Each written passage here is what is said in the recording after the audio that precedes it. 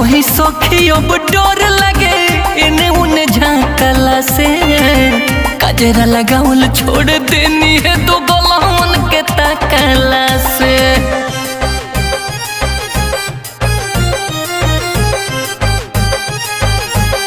Music by Gaurav Roshan।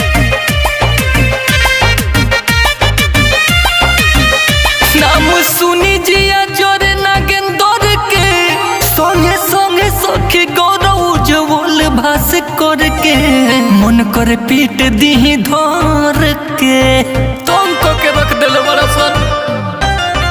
सबसे नफरत बा केहू से न प्यार बा काका कही का हनी बरियार बा। बाली उठ लाली के बचाई ना हम रोज डहाकला से।